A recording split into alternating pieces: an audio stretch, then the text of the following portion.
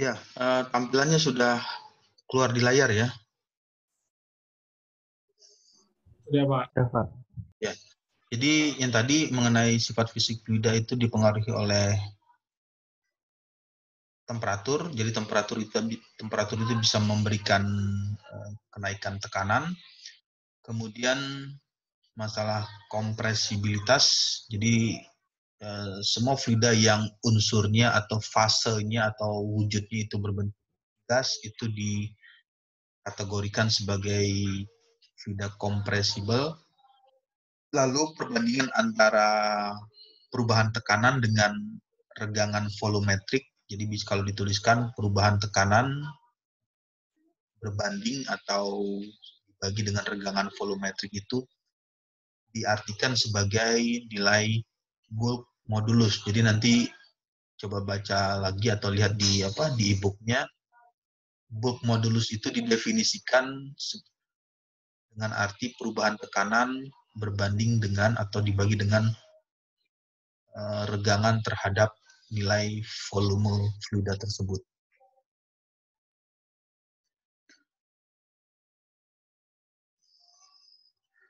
Nah, ini adalah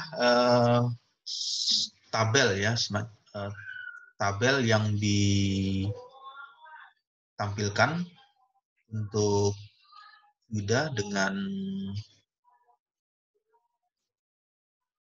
kondisi suhu tertentu, misalkan untuk nilai fluida pada temperatur 0 derajat, 20 derajat, 100 derajat Celcius, itu memiliki nilai viskositas yang berbeda. Jadi bisa dilihat sebagai contohnya, untuk fluida dengan temperatur 20 derajat Celcius dengan 100 derajat Celcius memiliki nilai viscosity yang berbeda. Jadi pada temperatur yang lebih tinggi, dia memiliki nilai viskositas yang menjadi lebih rendah. Jadi ini 1 berubah menjadi 0,28. Jadi bisa diartikan temperatur atau suhu itu memberikan pengaruh terhadap nilai viskositas dari fluida tersebut. Kemudian ada beberapa alat ukur yang umumnya digunakan di bagian ini untuk mengukur viskositas dari fluida. Yang pertama adalah viskometer kapiler. Jadi alat ukur ini berbentuk saluran pipa dengan saluran yang berukuran kecil seperti saluran pipa kapiler. Kemudian yang kedua viskometer Hopler, viskometer cup and bob, dan viskometer cone and plate. Jadi ini adalah alat ukur viskositas. Jadi alat ukur viskositas itu secara umum atau secara generalnya itu seperti ini. Lalu bagaimana tampilannya? Untuk tampilan atau bentuk dari viskositas kapiler, jadi bisa dilihat di gambar ini. Gambarnya seperti ini. Ini ada gambar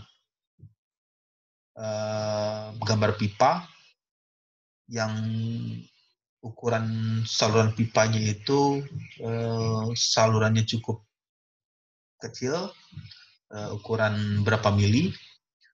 Kemudian di bagian pipa tersebut, di bagian pipa kapiler ini ada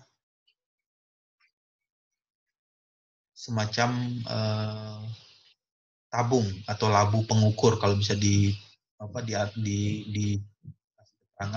keterangan ini adalah labu pengukur, kemudian ada tanda A, tanda B, dan ini adalah pipa kapiler, dan ini labunya. Jadi ketika fluida tersebut dimasukkan dari atas ke bawah, nah karena akan menerima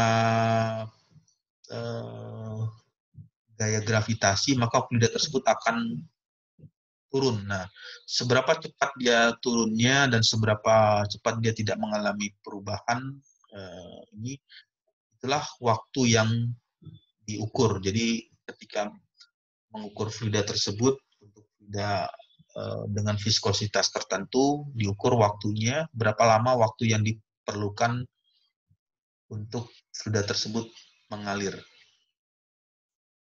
Lalu ini ada viskometer Hopler yang membedakan antara viskometer Hopler dengan kapiler. Kalau di Hopler ini bisa memasukkan pengaruh temperatur atau pengaruh suhu. Jadi ketika dilakukan percobaan atau pengujian terhadap fluida tersebut pada viskositas tertentu dengan memvariasikan nilai suhu, misalkan pada suhu 30 derajat Celcius dengan suhu 50 derajat, 100 derajat, itu bisa dilakukan pengukuran untuk fluida tersebut. Jadi kalau yang alat ukur yang ini adalah alat ukur yang paling sederhana, ini hanya mengukur kecepatan dari fluida tersebut ketika mengalir tanpa memasukkan nilai suhu atau memasukkan nilai temperatur. Tapi pada bagian alat ukur yang lain itu bisa melakukan pengukuran dengan memvariasikan nilai suhu. Kemudian yang ketiga ada viskometer cup and bob. Jadi nanti bisa search di Google seperti apa cara kerjanya. Jadi secara umum atau secara generalnya tampilannya seperti ini. Ada berupa cangkir atau berupa cup di bagian bawah, nanti diletakkan di bagian bawah ini, di bagian bawah dari alat ukur tersebut. Kemudian di atas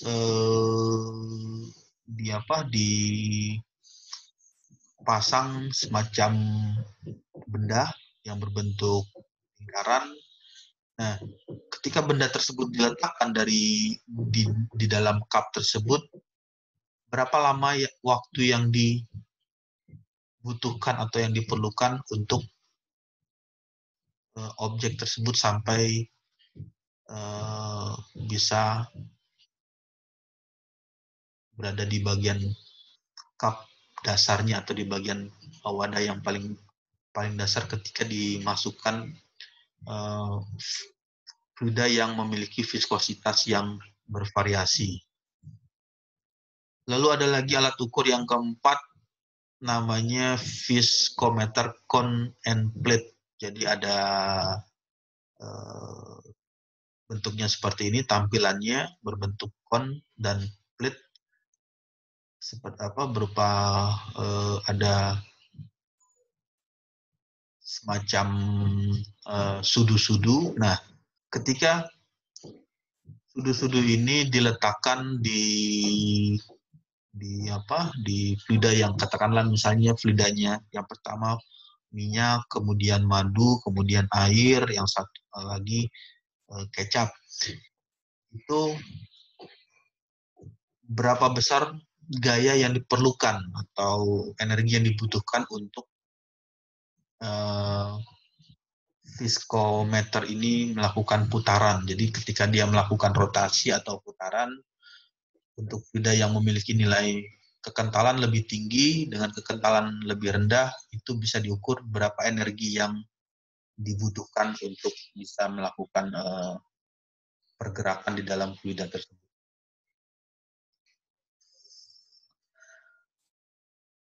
Kemudian secara umum atau secara general mengenai laminer atau aliran yang diterima oleh fluida ketika mengalir, apakah masuk ke dalam kategori aliran laminer. Jadi aliran laminer itu bisa diilustrasikan seperti ini. Anda bisa membayangkan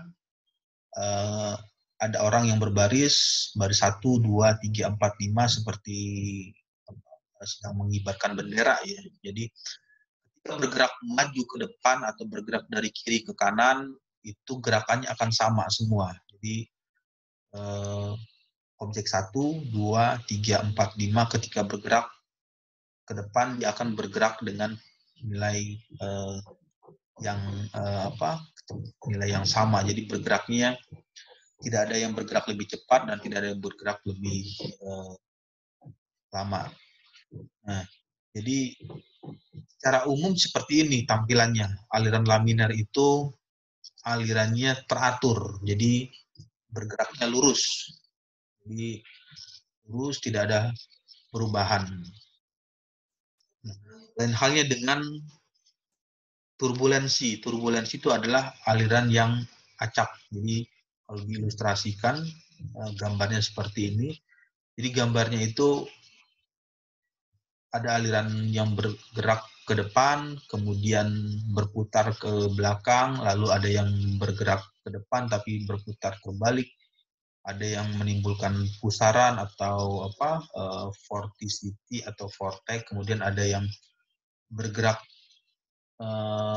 lurus ke depan, tetapi ada juga yang berpindah atau bergerak berputar arah belakang.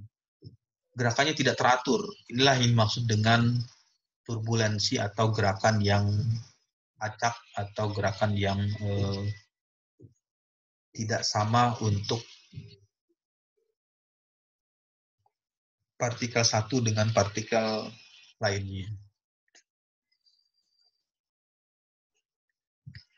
Oke, baik. Jadi nanti Anda coba lihat lagi slide PPT atau PowerPoint-nya di bagian ini. Coba dilihat di video tadi, apa perbedaan antara fluida Newtonian dengan fluida non-Newtonian. Coba Anda explore atau baca lagi tentang teorinya atau cari di internet seperti apa fluida Newtonian atau fluida non-Newtonian itu, perbedaannya secara visual atau secara mendasarnya atau secara teoritis. Kemudian jelaskan mengapa berjalan dan berlari dengan cepat di atas fluida non-Newtonian bisa dilakukan. Jadi kalau yang melihat yang tadi ada yang berlari atau berjalan di atas fluida non-Newtonian itu bisa dilakukan sehingga dia tidak tenggelam atau terhisap di fluida Newtonian. Kalau misalnya dia gerakannya lambat atau gerakannya tidak cepat, dia akan terhisap ke dalam fluida tersebut. Tapi kalau misalnya dia berjalan atau berlari dengan cepat, bisa dilakukan di atas fluida non-Newtonian tersebut. Kemudian jelaskan apa yang dimaksud dengan tegangan geser atau shear stress pada fluida Newtonian dan fluida non-Newtonian. Lalu sebutkan macam-macam fluida non-Newtonian dan jelaskan sifat karakteristik dari fluida non-Newtonian tersebut. Kemudian yang terakhir, bagaimana cara kerja dari alat ukur. Jadi nanti Anda coba baca di buku atau cara di internet, mencari di internet bagaimana proses atau pengukuran dari alat ukur viskometer. Jadi alat ukur viskometer ini adalah alat yang digunakan untuk mengukur kekentalan dari fluida. Alat ukurnya adalah yang pertama viskometer kapiler, kemudian viskometer Hopler, viskometer cup dan bob, dan viskometer cone and plate.